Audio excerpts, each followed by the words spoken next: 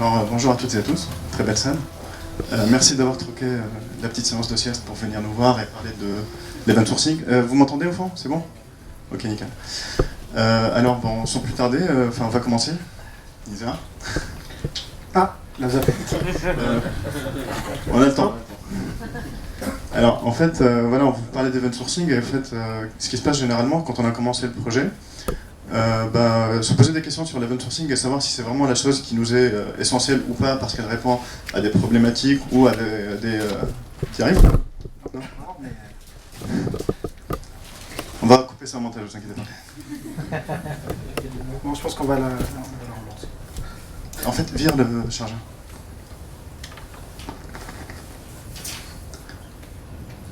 Bon, je m'attendais à une meilleure débit quand même. Non, toujours pas. Bon, je me blante, de toute façon, tu démarres.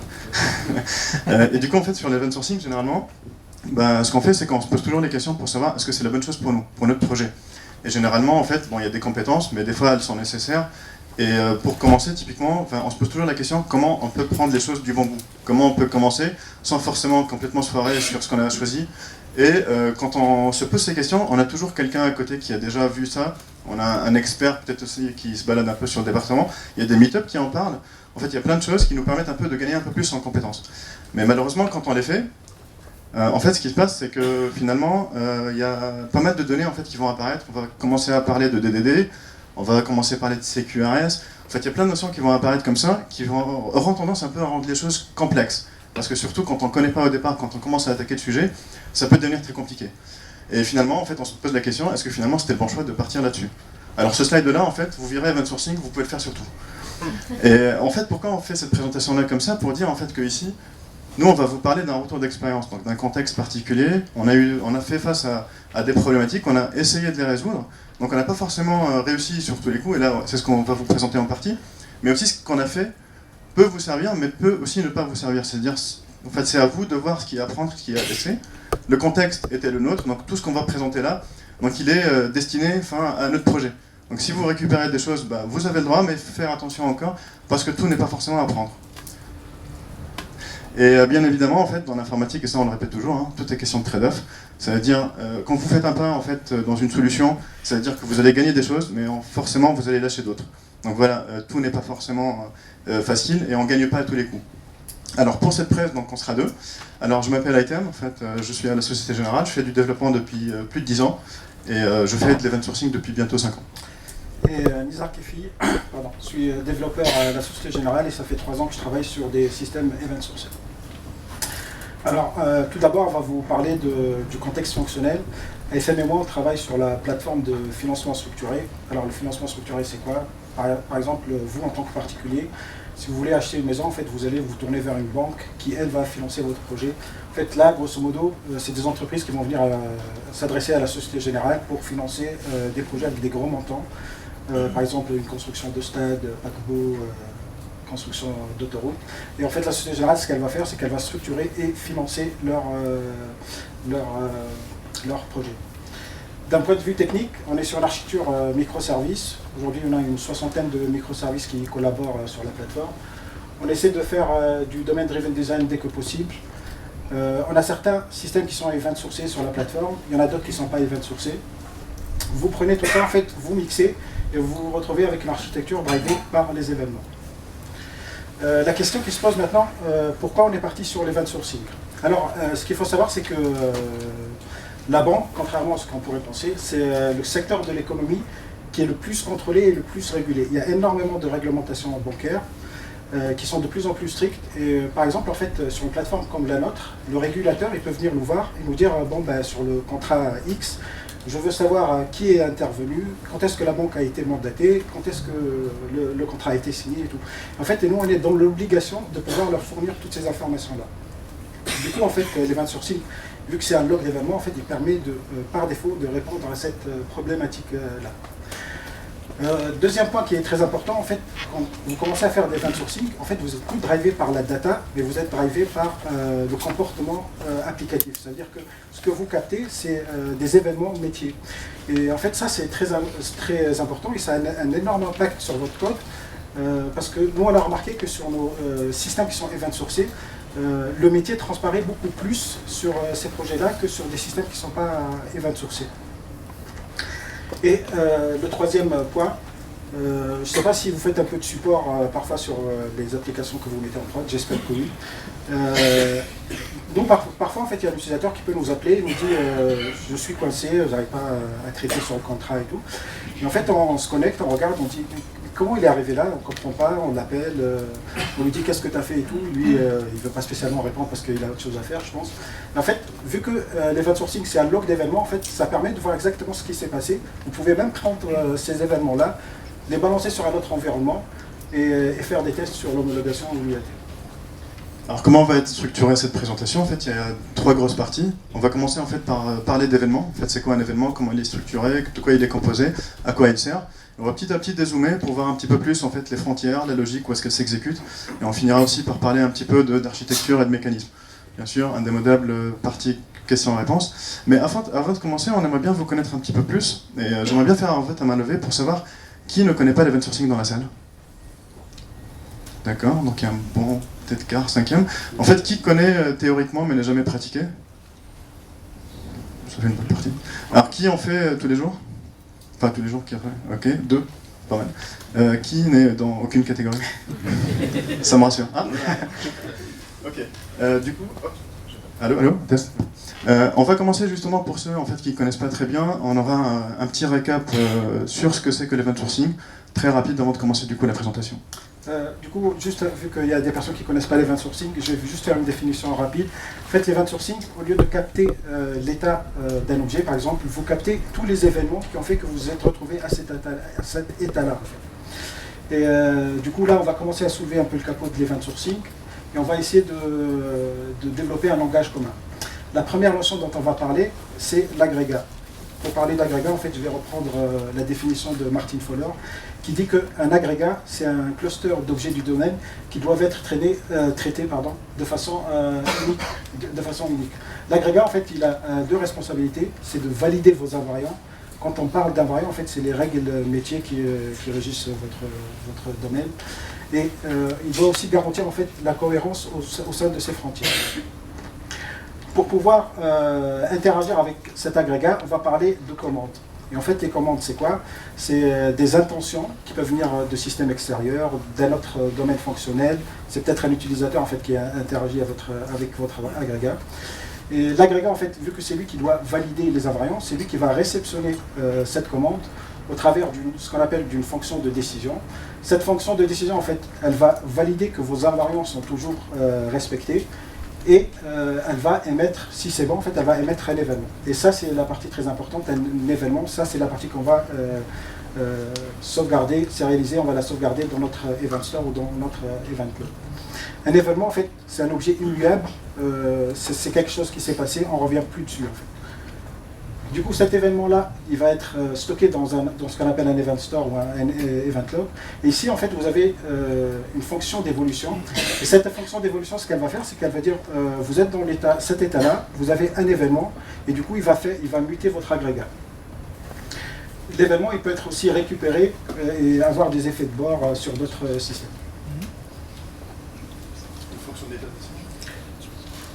Point très important, c'est que quand on va parler de réhydratation, c'est-à-dire que quand vous allez recharger l'état de votre agrégat, en fait, ce qu'on va faire, c'est qu'on va récupérer tous les événements, on va les dépiler et on va juste faire entrer en jeu la fonction d'évolution pour charger l'état de notre agrégat.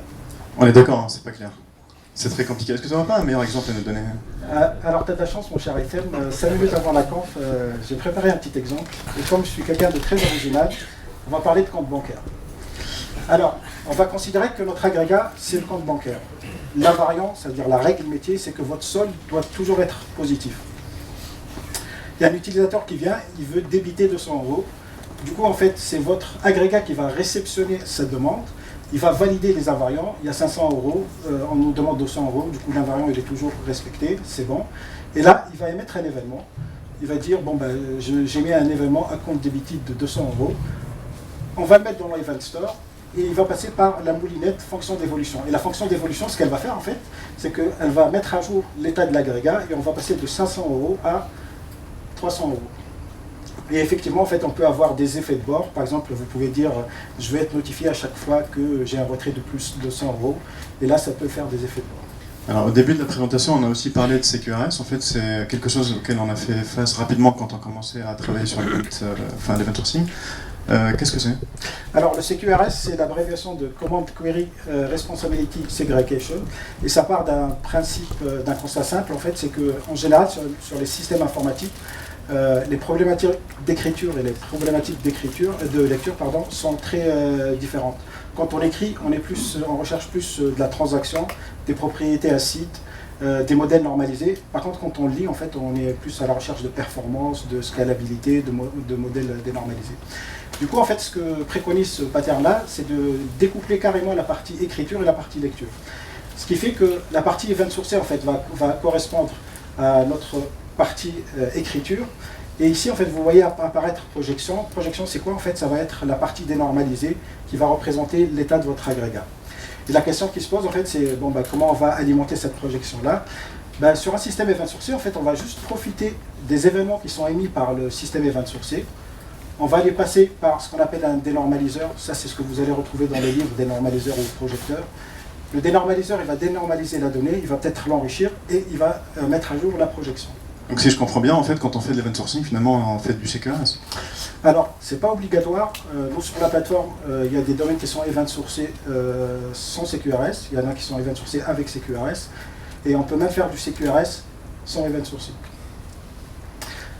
Avant de te laisser la parole, je vais juste insister sur un point. Quand on fait du CQRS, en fait, on est sur de la cohérence interne. La cohérence interne, ça veut dire quoi? Ça veut dire qu'à un instant T, vous ne pouvez pas garantir que les données qu'il y a sur votre partie écriture sont exactement les mêmes que sur votre partie lecture.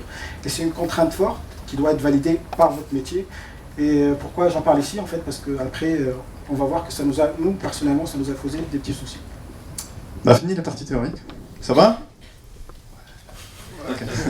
Bon allez, on va commencer, on va parler d'event en fait. Alors la définition d'event c'est quelque chose qui est très compliqué, surtout quand on vient d'un monde en fait où on parle plus de state sourcing que d'event sourcing, c'est-à-dire on est toujours focusé sur la data, sur le state, sur comment en fait cette donnée elle bouge, mais pas forcément sur le comportement. Et ce qu'on a fait en fait, c'est qu'on fait pas mal de BDD, Behavior Driven Development, en fait pour essayer de dessiner le comportement attendu par le système et qu'est-ce que l'expert veut réellement capter du système et qu'est-ce qu'il faut aussi peut-être notifier pour que d'autres parties du système ou composantes puissent aussi réagir. Alors on fait pas mal aussi d'event storming. Alors ça permet en fait d'avoir une vue plus large sur ce qu'on essaie de faire et à chaque fois en fait on va peut-être zoomer sur des bouts pour essayer de comprendre un peu le fonctionnement de chaque domaine. Ça nous permet aussi de commencer peut-être à dessiner des frontières et définir en fait les domaines séparément. Alors quand même j'insiste là-dessus, c'est trop rapide, sur en fait les mots et leur sens. Alors même si quelque chose vous paraît évident et ça nous est arrivé, il faut quand même partager, il faut quand même essayer d'expliquer parce que des fois on a tellement d'a priori et on voit un domaine tellement différent, c'est-à-dire que dans ces cérémonies, on essaie toujours d'avoir le QA, le dev, le testeur, le PO bien sûr, l'expert du domaine, les users, et vous pouvez vous faire essayer aussi par pas mal de facilitateurs qui ont un peu peut-être l'habitude d'animer ce genre de choses pour que vous puissiez tirer le maximum, sachant aussi que c'est des choses qui sont amenées à être répétées pour vraiment tirer le maximum. Alors nous justement, malgré tout ça, et c'est là où c'est le retour d'expérience. En fait, on a fait du BDD, on a décrit tout ce qu'il fallait, mais après, qu'est-ce qu'on a fait? On a fait le truc entre IT. On était 2-3 développeurs, le QA était là, on commençait à parler d'update, tout le monde était content. Voilà, le CRUD classique. Alors forcément, si vous voyez ça, c'est qu'il y a eu un raté. Parce que quand moi j'ai montré en fait cette pile-là à mon PO, il m'a dit est-ce que c'est réellement ce qui s'est passé? Et la réponse est clairement non. Donc en fait, il faut insister toujours sur les événements. Si votre langage du domaine n'apparaît pas sur le naming, c'est qu'il y a peut-être des choses qui ont été ratées en route. Et ça, c'est quelque chose de très important. Alors aussi, en fait, la partie updated, des fois, malheureusement, votre expert domaine, en fait, il va commencer à vous parler d'update. Pourquoi? Parce qu'à force de vous côtoyer, de travailler avec vous, il va finalement intégrer votre langage. Enfin, comme vous travaillez aussi avec lui, vous récupérez son langage, lui, il va faire pareil. Il va finir par vous parler d'update. Et c'est là où il faut vraiment faire attention et lui demander qu'est-ce qu'il voulait réellement par son update. En fait, creuser davantage. Et alors, encore une fois, hein, c'est une illustration, tout ça. On devrait plutôt parler d'ouverture de compte, de changer un compte, de fermer un compte, et pas vraiment d'update. Alors, si jamais, en fait, on rencontre en fait, les updated, quelque chose comme ça, c'est généralement que notre message ou notre événement, il est trop gros. Alors, trop gros, c'est pas forcément le contenu, ça peut être le naming. Encore une fois, un account updated, ça veut dire que quelque part, on est obligé de rentrer dedans pour comprendre. Et ça, en fait, c'est une problématique qu'on rencontre souvent de faire des événements trop génériques. La généricité peut aussi être dans les données qu'on embarque. Vu qu'on est un peu state sourcé, tout le monde en fait a l'habitude de fonctionner comme ça, on va prendre un événement, on va le charger avec tout l'état et on va l'envoyer. Et ça aussi, c'est pas de l'event sourcing. Donc on n'a pas capturé le comportement, mais on a plutôt capturé un état et on a envoyé. Et le problème, c'est que quand on se rend compte que c'est pas bon, on va faire tourner complètement à 180 degrés, on va partir de l'autre côté pour faire des trucs plutôt très fins. C'est-à-dire à chaque fois qu'on aura un petit changement sur un field ou un truc comme ça, on va envoyer direct. Et ça peut être drivé aussi parce qu'on est conditionné par l'écran de saisie qui peut présenter un formulaire. À chaque fois qu'il y a une data qui change, on va balancer un event. Alors il faut faire attention, c'est pas non plus la bonne chose. Et même entre les deux, donc vous allez voir, des fois vous avez des événements, il faut écouter 15 pour savoir ce qui s'est passé. Ça va vous dire aussi que c'est peut-être le découpage il est trop fin. Donc avoir un événement parfait dès le départ, c'est impossible. En fait, c'est des choses que vous allez travailler petit à petit, au fur et à mesure. Et heureusement, en fait, il y a des outils qui permettent en fait d'améliorer si jamais en fait il y a eu un raté. Alors, si on a une pile d'événements comme celle-là, en fait, il y a plusieurs moyens qui existent pour corriger le tir. Alors, on peut faire des nouvelles versions, c'est-à-dire en fait, on prend le même event, alors on l'améliore. Et sur cette amélioration-là, des fois, ça peut être un split. Donc, si jamais l'événement était trop gros, ou des merges carrément si on a constaté qu'il y a des événements qui bougent tout le temps ensemble pour définir un comportement. Et ces mécaniques-là, on peut les appliquer hors runtime, c'est-à-dire on ne va pas du tout toucher à notre persistance, notre event store il reste inchangé, parce que si des fois on a des règles justement réglementaires qui nous empêchent de toucher, parce que voilà, on va toujours piocher dedans pour savoir ce qui s'est passé, mais on peut aussi batcher la partie persistance si jamais on est... Voilà, en fait on n'a pas envie de gérer plusieurs versions, parce qu'en fait qui dit gérer plusieurs versions, ça peut devenir vite fait compliqué. Qui dit compliqué, dit maintenant c'est impossible. Et maintenant c'est impossible, bienvenue les changements. C'est-à-dire qu'après votre PO il va vous demander un changement, vous lui dites il faut attendre 6 mois. Et bien évidemment, ces événements-là, donc là ils sont à l'intérieur d'un domaine, ils peuvent intéresser d'autres domaines qui sont de support ou autres, qui sont à côté de votre domaine core. Et eux aussi, du coup, ils risquent d'avoir cet impact-là chez eux. Du coup, en fait, en termes de contenu d'event, il faut bien évidemment que l'événement concentre toujours à l'intérieur les changements nécessaires pour décrire ce changement, ce comportement. C'est pas facile à avoir dès le départ, encore une fois, donc il faut le travailler. Et j'aimerais bien insister en fait sur les deux dates ici. Un événement, il a une date forcément parce que ça raconte une histoire. Et quand ça raconte une histoire, il faut une date pour retracer un petit peu ce qui s'est passé. Et en fait, la business date, généralement, on l'utilise pour représenter à quel moment la chose s'est produite. D'accord ? Et la technical, c'est à partir de quel moment notre système l'a capturé. Parce que des fois, on peut avoir une certaine latence, on peut avoir des batchs qui se lancent, et donc du coup, les technical date et la business date peuvent vous aider à lire en fait votre log. Et bien évidemment, la séquence, des fois, en fait, on peut faire affaire à des systèmes qui sont un peu trop pushy, qui balancent des événements à tout va, et avoir juste la business date pour les filtrer et l'avoir en fait dans le bon ordre, c'est pas forcément possible, surtout quand ça génère sur la même milliseconde. Donc du coup, le numéro de séquence peut vous aider à vous garantir un ordre de chargement, et du coup, vous pouvez faire monter votre agrégat tranquillement. Alors, quand on commence à travailler sur des systèmes event sourcés, on tombe très rapidement sur le domaine driven design. On commence à s'intéresser à ces parties-là. On découvre les patterns stratégiques, les patterns tactiques. Et un des trucs les plus intéressants que nous on utilise, c'est ce qu'on appelle le value object. Le value object, c'est quoi? C'est-à-dire qu'en fait, par exemple, si vous avez un utilisateur, au lieu de modéliser l'âge en tant que integer, surtout que c'est faux parce qu'en fait, l'âge ne peut pas être négatif, vous l'encapsulez dans une classe âge. Ce qui est bien, c'est que ça fait en sorte que votre domaine est beaucoup plus expressif et vous pouvez rajouter de la validation. Vous pouvez dire par exemple, je peux mettre que des âges avec des integers positifs. En fait, ça c'est très bien, mais il faut faire très attention. Ces value objects-là ne doivent jamais se retrouver dans vos événements. Pourquoi? Pour la simple raison que, en fait, on a dit que nos événements c'est des objets immuables. Et là, en fait, si vous faites rentrer des value objects avec de la validation à l'intérieur, cette validation, en fait, elle peut évoluer au cours du temps. Et si vous mettez des value objects, si vous touchez à la validation, vous pouvez casser la réhydratation. Casser la réhydratation, en fait, ça veut dire que vous ne pourrez plus même charger l'état d'un agrégat. Et nous, c'est des use cases sur lesquels on est arrivé. En fait, ce que vous mettez dans vos événements, c'est juste des primitives et jamais de comportement et jamais de validation. Du coup, là, on a parlé de la partie événement. On va repasser sur la partie agrégat maintenant. Ça, c'est un use case qu'on voulait vous présenter avec AFM parce que, alors nous, on est plusieurs feature teams en fait sur la plateforme. Et ce use case-là, on l'a eu sur plusieurs feature teams. Du coup, on a dit ça serait intéressant d'en parler. Alors là, on est sur un système event sourcé avec du CQRS. Il y a votre product owner qui arrive et vous dit, en fait, je voudrais afficher à l'utilisateur le statut du compte bancaire. Ok, il n'y a pas de souci. Il nous donne une petite logique métier. on se dit, bon, en fait, on n'en a pas besoin dans l'agrégat parce qu'il n'y a pas à valider des invariants et tout. On va juste la mettre dans la partie query.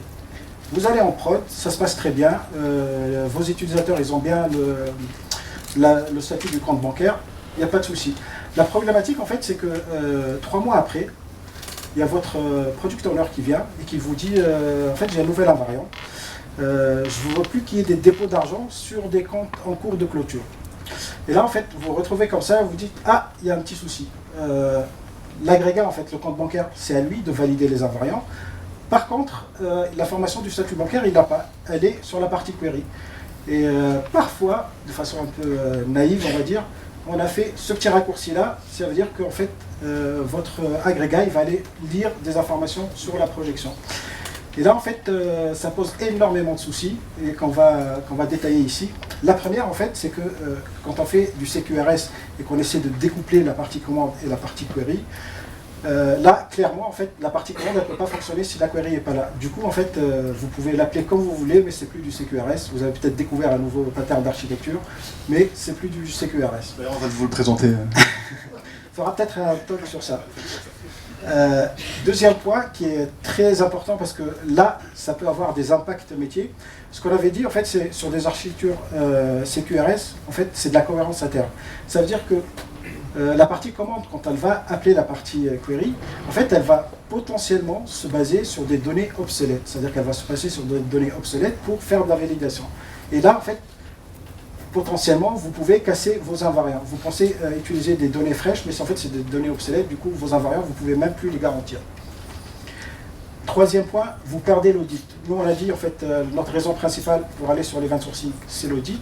Là, en fait, si votre PO il vous dit, moi, je veux savoir quand est-ce que le compte a été ouvert, quand est-ce qu'il a été validé, quand est-ce qu'il était en cours de clôture et tout, vous ne l'avez pas parce que vous le calculez qu'à l'instant T quand on charge la projection.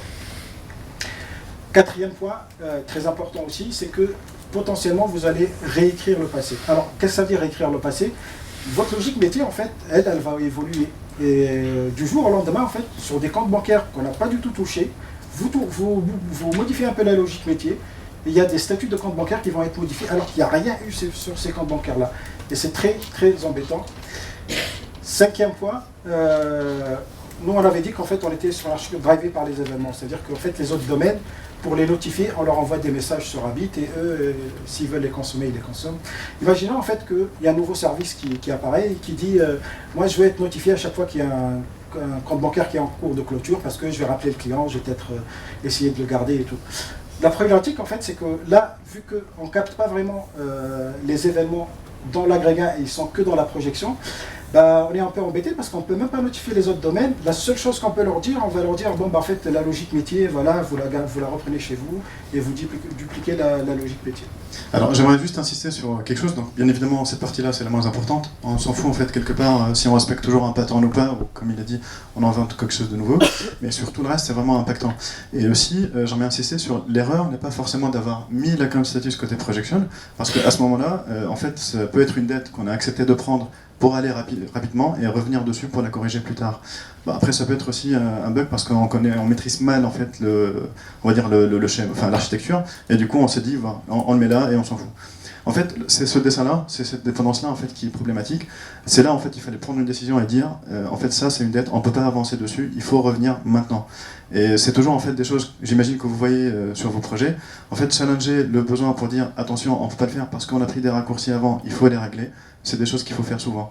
Et c'est quelque chose aussi qui aurait peut-être pu nous aider parce qu'on avait quand même pas mal de pression pour délivrer, et ça forcément sur vos projets j'imagine que vous l'avez aussi. C'est quelque chose malheureusement qui revient assez souvent, donc il faut toujours essayer de protéger ce qu'on est en train de faire. Encore une fois, des dettes, on peut en avoir, c'est pas la dette qui est mauvaise, c'est normal la tacler. Donc c'est ça qui est important. Du coup en fait, considérez que si votre fonction de décision elle a besoin de la query pour faire de la validation, ou pour prendre des décisions, c'est que c'est un smell en fait et que vous êtes loupé quelque part, il faut corriger assez rapidement. Ça veut dire qu'en fait, au final, vous ne captez pas ce qui se passe réellement d'un point de vue métier sur votre domaine, mais vous captez peut-être ce que fait l'utilisateur.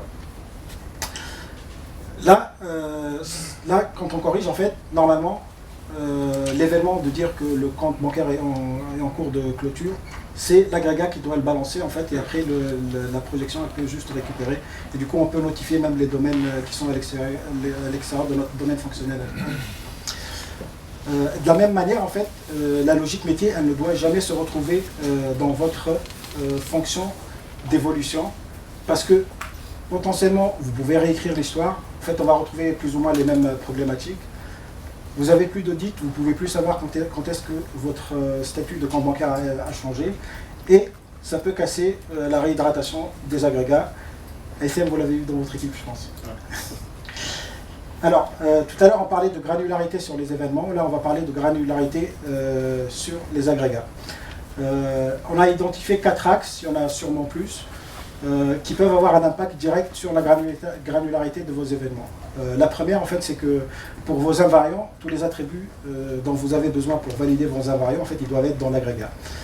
Le deuxième point, en fait, si vous cherchez de la cohérence, quand vous avez des objets du domaine qui sont intimement liés, c'est-à-dire qu'ils évoluent en même temps, en général, ce qu'on fait, c'est qu'on les fusionne.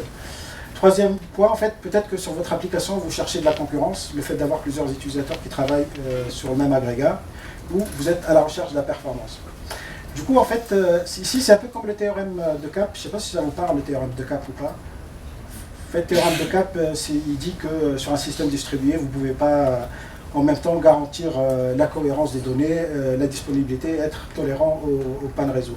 En fait, ici, c'est exactement la même chose. Suivant le contexte fonctionnel dans lequel vous travaillez, vous allez être amené à privilégier soit de la cohérence, soit de la concurrentie, soit de la performance. En fait, ce qui fait, c'est que quand vous cherchez de la cohérence, en fait, vous allez avoir des agrégats de plus en plus grands. Par contre, si vous êtes à la recherche de concurrence, en fait, vous allez avoir des agrégats de plus en plus petits. Je vais vous donner 2 exemples.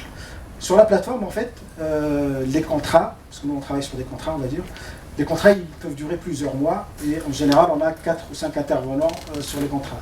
En fait, on n'a pas de problème de volumétrie, de concurrence et tout. Par contre, la cohérence, c'est une contrainte business très forte. Du coup, nous, on a privilégié d'avoir des gros agrégats au lieu d'avoir des petits agrégats avec des problèmes d'incohérence. Si par exemple, j'avais à gérer un site de booking de chambres et tout, je pense qu'on privilégierait plus la concurrence, quitte à avoir des soucis d'incohérence. On dira en fait les soucis d'incohérence, on va les gérer à part. Par exemple, parfois quand vous pouvez booker, je sais pas, une chambre d'hôtel, et 2 jours après, en fait, on vous appelle, on dit finalement il n'y avait pas de chambre et on vous propose quelque chose. Du coup, en fait, suivant le contexte fonctionnel et les contraintes fonctionnelles dans lesquelles vous travaillez, vous pourriez privilégier plus des gros agrégats ou des petits agrégats. Alors, on a parlé du coup des warnings qu'il faut avoir en fait sur la fonction de décision, sur la fonction de dégradation. Pareil en fait sur le statut. Alors il faut savoir que votre agrégat il a forcément un état interne. C'est sur cet état qui va se baser pour que la fonction de décision puisse savoir si la commande elle peut être acceptée ou pas. Et naïvement, encore une fois, en fait, on peut dire que de toute façon sur un compte bancaire c'est pas très compliqué. Le statut à l'ouverture c'est toujours waiting for validation ou activation. Mais ça en fait c'était dans les années 90. Là, dans les années 2030, de toute façon, en fait, il est activé directement parce qu'il y a une API magique qui fait tout ça et on vérifie que le gars il est solvable, il n'y a pas de problème, etc. Mais le problème, c'est encore une fois, si on fait ça, on change encore l'histoire. Il faut comprendre que l'état de l'agrégat, il ne peut pas être initialisé par autre chose qu'un événement. C'est toujours le comportement en fait qui drive et qui met en fait votre account ici dans l'état dans lequel il devrait être. Du coup, voilà, donc ça change le passé. Et pareil, en fait, du coup, on peut aussi être amené des fois à faire des setters. Bon, alors là. Il ne faut même pas parler d'agrégat, j'ai envie de dire, pour dire que les setters, c'est peut-être pas une bonne chose. Quand on est dans un monde objet, on essaie toujours de ne pas casser l'encapsulation. Et là, typiquement, en fait, quand on génère comme ça un agrégat mutable par l'extérieur, parce qu'encore une fois, c'est la seule fonction de décision qui devrait quand même faire en sorte que votre agrégat avance ou prenne des décisions. Et aussi, ça ouvre une brèche. Alors nous, les setters, pour l'histoire, en fait, on les a fait pour les tests. En fait, on voulait, pour un agrégat, le mettre dans un statut avancé. Donc c'était directement ses attributs. Même si finalement on ne fait pas jouer la fonction de décision, ça veut dire on peut arriver dans un statut qui n'est pas attendu, et on va essayer en fait après de le tester. Le problème avec ça, c'est que déjà vous n'utilisez pas l'événement, les commandes, etc. pour piloter votre agrégat, et la seconde chose, c'est que du coup par structure, vous ouvrez en fait une brèche, et du coup ce secteur-là, aujourd'hui il est appelé dans le test, demain un nouvel arrivant sur le projet, il ne connaît pas comment ça marche, il va l'appeler en prod. et parce qu'il s'en fout complètement, il ne comprend pas comment ça marche. Donc il faut vraiment faire attention. Et là, en parlant de test, est-ce que tu peux nous dire comment bien tester en fait nos agrégats? Alors, moi quand j'ai commencé sur des systèmes event sourcés, naïvement on va dire, ce que je testais toujours en fait c'était l'état de l'agrégat à la fin. Et en fait, au fur et à mesure, je me suis rendu compte que sur des systèmes event sourcés, en fait, on n'est pas drivé par la data, on est toujours drivé par un comportement. En fait, ce qui nous intéresse, c'est l'événement fonctionnel qui va sortir de votre agrégat. Du coup, en fait, pour tester, c'est assez élégant et assez simple. Vous partez toujours d'un état initial, vous lui injectez une commande, vous validez que vos invariants sont bons ou pas, et potentiellement, vous allez émettre un événement. Du coup, pour votre état initial, vous allez empiler des événements. Par exemple, vous allez dire premier événement compte créé, deuxième événement crédité de 50 euros. Le when, ça va toujours être une commande qui va attaquer votre agrégat, par exemple le retrait de 40 euros, retrait de 60 euros. Et en fait, à la fin, le then, vous allez vérifier qu'il y a bien un événement il y a bien un événement qui dit qu'il y a eu un retrait de 40 euros ou bien qu'il y a une exception métier parce que vous n'avez pas assez de solde sur votre compte bancaire. Alors, vous imaginez aussi que là, c'est une représentation simplifiée, c'est-à-dire à partir d'un certain moment, le given, il va gonfler, gonfler, gonfler si on veut réellement tester un agrégat, encore une fois, dans un statut assez avancé. Et c'est pour ça, heureusement, on a des mécanismes, ça s'appelle le snapshotting. Alors, encore attention, le snapshotting, il ne faut pas l'utiliser parce qu'il faut l'utiliser, il faut vraiment commencer à toucher des limites. Et généralement, on le fait parce qu'en fait, notre agrégat, à chaque fois, il va charger tous les événements pour pouvoir prendre une décision. Donc à un certain temps, si votre agrégat entre-temps, voilà, il a une pile d'events qui contient 1 milliard d'événements, à un moment donné, il faut peut-être l'optimiser un peu pour qu'il soit plus rapide à charger. Et après, pour faire le snapshotting, généralement on fait 2 choses. Soit on le fait périodiquement, pour coller vraiment au métier, par exemple sur un compte bancaire, peut-être tous les mois, faire un snapshotting, ou à chaque 31 décembre. Et on peut le faire aussi sur un numéro de séquence. On peut le faire comme ça, aléatoirement, tous les 50 messages, finalement on va snapshotter. Ce snapshot-là, c'est pas métier. C'est juste une projection en fait, de votre état interne de votre agrégat qu'on va juste persister et on va le mettre dans l'event store, donc avec vos événements. Et le reste de vos événements que vous avez snapshotés, vous avez le choix soit de les garder dans le même store, soit de les mettre dans un store à côté. Nous, on a décidé de le garder pour faciliter la lecture du store, parce que quand on fait en fait de l'audit, du support, ou même quand on discute avec en fait notre PO, on aimerait bien en fait retracer tout ce qui s'est passé sur un deal pour discuter des évolutions. Alors maintenant, on a Pour être sûr d'avoir compris, un snapshot, c'est donc l'état de l'agrégat? C'est ça, en fait, c'est l'état interne d'agrégat. Donc c'est pour ça qu'on a mis dans une couleur différente, qui, voilà, du coup, n'a pas servi à grand-chose. C'est de dire, en fait, qu'il n'est pas du tout métier. Donc c'est vraiment quelque chose à part. Et quand on lit généralement aussi l'historique, on le saute, en fait, on le considère pas. C'est juste pour accélérer. C'est des mécaniques techniques, purement techniques. Maintenant, en fait, on a fait le tour un peu sur les événements. On a fait aussi le tour sur les agrégats. Et on va un peu commencer à parler d'un peu d'architecture, de domain-driven, et on va commencer par les frameworks. Alors, ASM et moi, même si on s'apprécie énormément, on a la chance de travailler dans 2 feature teams différentes sur la plateforme. Et en fait, on a assez d'autonomie sur les feature teams. Nous, on est parti, dans mon équipe à moi, on est parti sur une solution framework qui s'appelle Action Framework. C'est, je pense, que la solution la plus connue quand on fait de l'event sourcing et du CQRS quand on est dans un monde Java ou Kotlin. Et l'équipe de ASM, ils sont partis sur une solution faite maison. Du coup, en fait, on a voulu faire un petit comparatif. Là, on va parler d'Action niveau framework. Moi, je ne connais pas les autres frameworks. Alors, sur les avantages d'utiliser un framework, Action, c'est assez bien documenté. Si vous faites du Java ou du Kotlin, en fait, c'est très bien intégré aussi à l'écosystème Spring Boot. Il y a une communauté forte derrière. Vous pouvez poster en fait des soucis. En général, vous avez des réponses le jour même. Et en fait, sur la partie test, il y a une DSL qui est assez élégante à utiliser.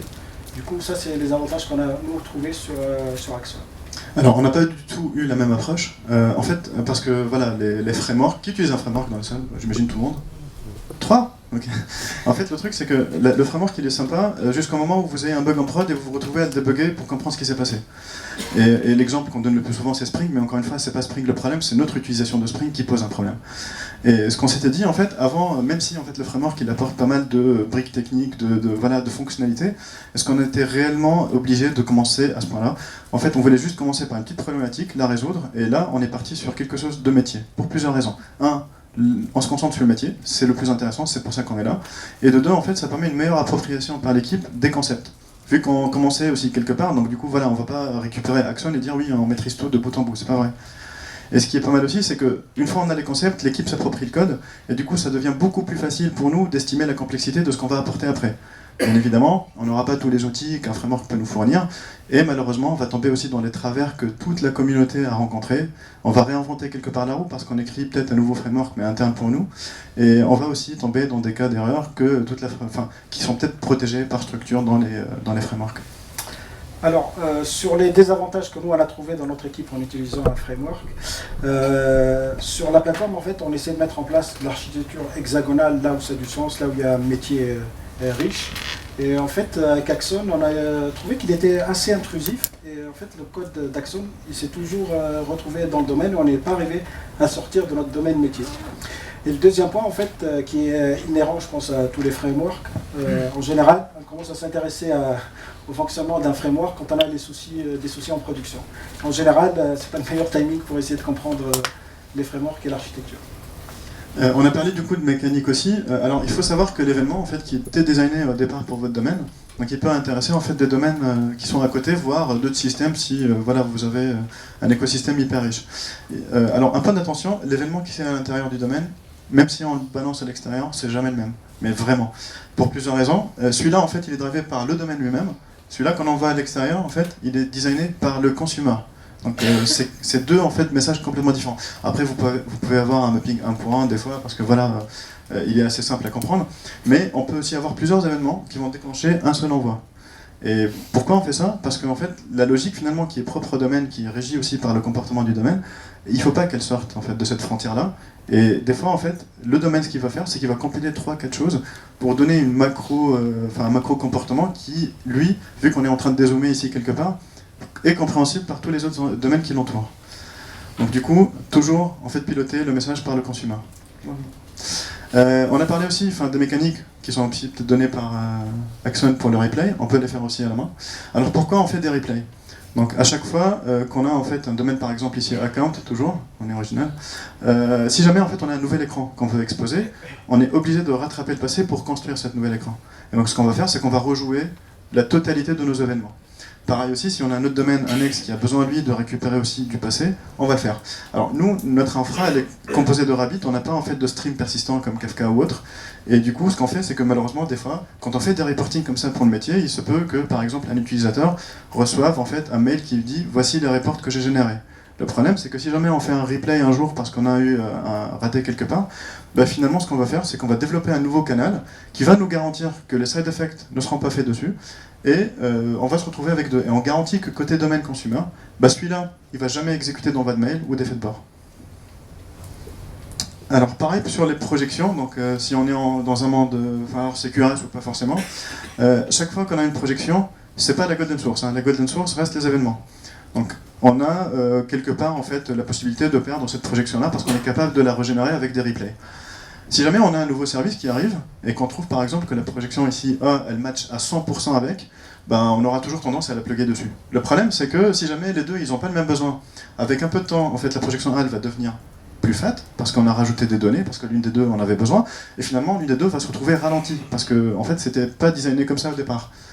Un autre désavantage aussi, c'est qu'on augmente l'adhérence en fait, parce que si on vient à perdre la projection A, bah, les deux vont être pénalisés. Et ça, c'est quelque chose qu'on n'en veut pas. Surtout que là, on est juste en train de parler de persistance, c'est des choses qui ne coûtent pas très cher.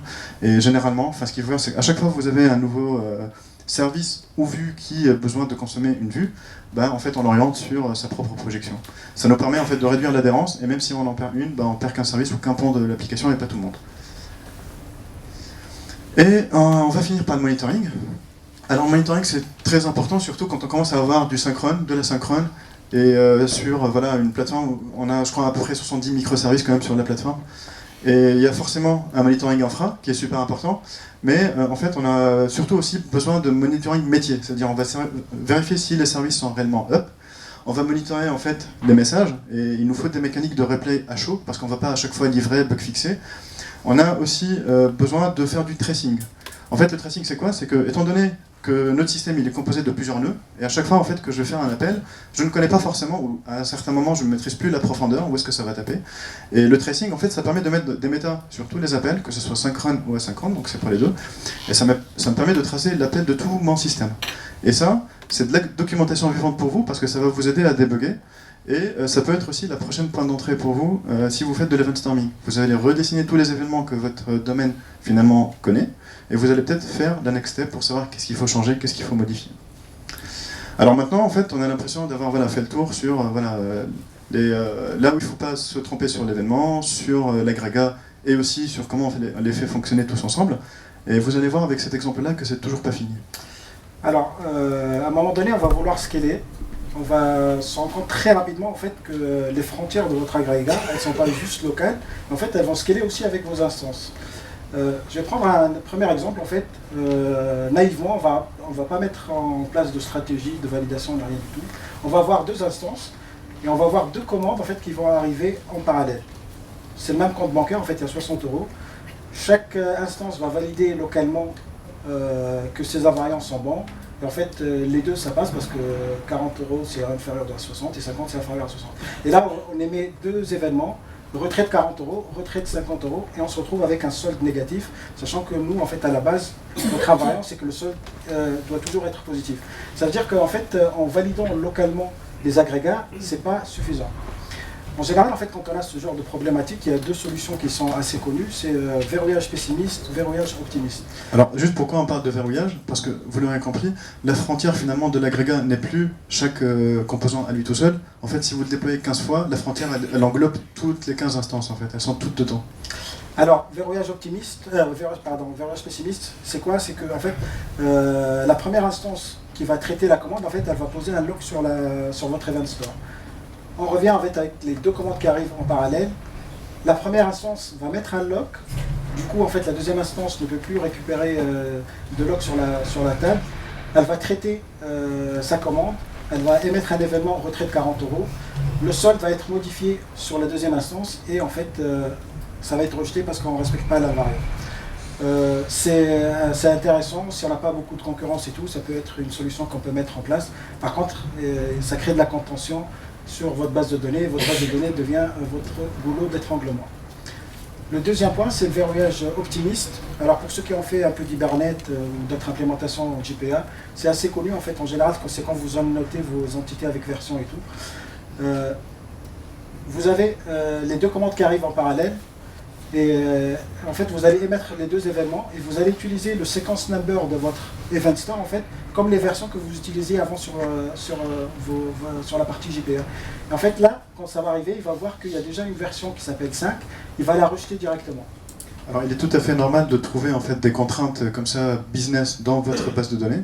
Il faut juste s'assurer à chaque fois qu'elles sont toujours en phase avec ce que vous avez codé comme logique. Donc il ne faut pas que ça dérive, parce que quand ça dérive, finalement, d'un côté ou d'autre, vous n'allez plus pouvoir valider la contrainte. Tout à l'heure, on parlait de framework, quoi framework. Alors nous, sur Axon, on a utilisé une solution qu'eux, ils ont développée. Alors ce qu'il faut savoir, en fait, c'est que en général, sur l'architecture Event Sourcé, c'est un bus de commandes qui réceptionne les commandes. Et eux, ils ont créé un bus de commandes distribué en utilisant JGroups. Et en fait, tout ça, qu'est-ce que ça va faire? Ça va vous garantir qu'un agrégat va toujours être traité par la même instance. Du coup, en fait, si vous avez vos deux commandes qui arrivent en fait, sur deux instances différentes, et que par défaut, Axon JGroups a décidé que c'est toujours l'instance 1 qui va traiter l'agrégat 123, ce qu'il va faire, en fait, c'est qu'il va balancer la commande vers la première instance, et c'est la première instance qui va traiter cette commande-là. Et la première instance, en fait, elle va le faire de façon séquentielle. C'est-à-dire qu'elle va prendre la première commande, elle va mettre à jour le solde, et en fait, quand la seconde commande va arriver, elle va être rejetée. Ce qui est intéressant aussi avec ce genre de mécanique, c'est que vu que c'est toujours la même instance qui traite un agrégat, vous pouvez mettre en place des caches. Surtout qu'en fait, en général, quand on fait de l'event sourcing, les performances sont pas toujours terribles parce que il faut charger tous les événements pour pouvoir charger l'agrégat. Alors, il faut toujours faire attention justement avec ce genre de solution. On a l'impression qu'on a résolu un problème, c'est vrai, certes, mais on en a introduit 15 autres. On commence à parler de cache. Vous connaissez le cache, en fait, c'est rarement facile à gérer. Et aussi, en fait, ce qu'on ne vous a pas dit, c'est que si les deux instances sont amenées à être installées sur deux sites différents et qu'il y a une coupure réseau entre les deux, il y a ce qu'on appelle le split brain, c'est-à-dire chacune va dessiner sa propre table et chacune va se donner le droit de gérer tout. Donc du coup, finalement, ce qu'on a montré tout à l'heure au début, de dire il y en a chacune qui va gérer un agrégat dans son coin, ça va se passer. Et franchement, bon courage. Allô? Franchement, bon courage après, en fait, pour redépatouiller en fait, ce qui s'est passé dans votre store pour corriger le vrai du faux. Voilà. En fait, tout ça pour dire que finalement, ça peut être compliqué l'event sourcing. Donc si vous le faites, ne le faites jamais seul. C'est-à-dire il faut embarquer tout le monde, vos users, vos product owners, les experts domaine, les QA, tout le monde. S'il y en a un qui ne travaille pas avec vous, ça va vraiment rendre les choses beaucoup plus difficiles. Aussi, en fait, il faut essayer de vraiment garder simple.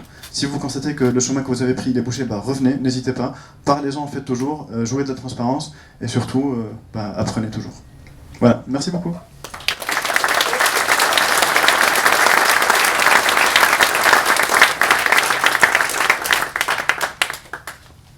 On va passer aux questions. On a 2 minutes. Si quelqu'un veut une question, je vais passer le micro. C'est bon. Bonjour, merci pour ce retour d'expérience très riche, très dense. Je voulais savoir si vous aviez buté sur des problèmes du genre vous avez défini un agrégat, il est trop petit et vous devez faire un agrégat plus gros. Et donc comment ça se passe dans ces cas-là? Ou au contraire l'inverse, un agrégat qui est beaucoup trop gros et vous devez le réduire? Alors oui, on en a eu. Après, alors là, en fait, c'était encore une fois une question très compliquée à résoudre. Ce qu'on avait décidé de faire, c'est de garder les 2 event stores en fait, de 2 agrégats qu'on a mergés.